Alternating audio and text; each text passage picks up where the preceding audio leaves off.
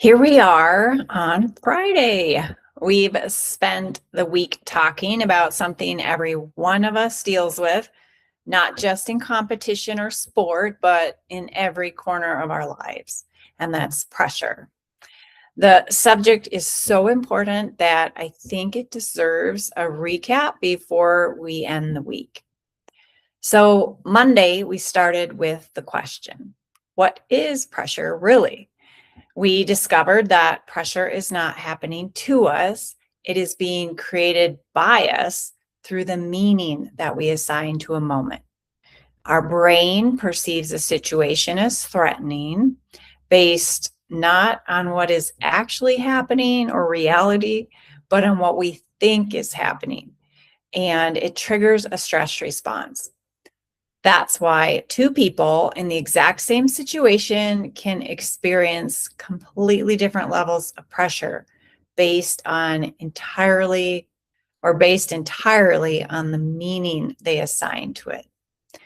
And that means we have far more influence over our experience of pressure than we might have thought.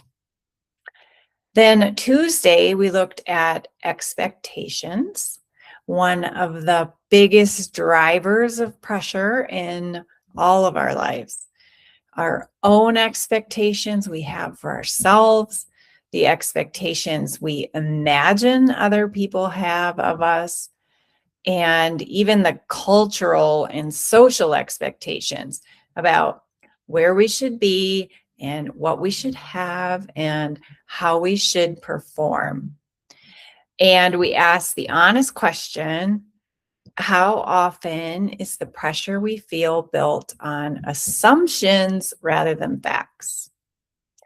Then Wednesday, we talked about how to hold two truths at once, that pressure is self-created and that it shows up anyway, no matter how much we understand and chip away at it. And the bridge we landed on was this: pressure is a privilege. It requires that something matters. It requires commitment and investment and caring deeply. You can't feel pressure about something you don't care about. So when it shows up, and it will, it is not evidence that something is wrong. It's evidence that we are alive and engaged and we're pursuing something worth pursuing. Then Thursday, we got practical with Dr. Kamphoff's POP strategy. So P, power breaths to return to the present. O, opportunity to reframe the meaning that we're assigning to it. And P, process to redirect our focus onto what we can actually control now. So 3 steps, simple enough to remember under pressure, but powerful enough to work. So here's what I want us to carry out of this week. Pressure is coming. It will show up before the big run, before the difficult conversation or the presentation, before the moment that matters a lot. It always does. And when it does, we're now ready. We know what it is. We know where it comes from. We know it is a signal that something important is happening and that we care about. And we have a plan. We'll pop the pressure. We take a power breath. We reframe it as an opportunity. And then we focus back on our process. And we remember we were made for moments like this.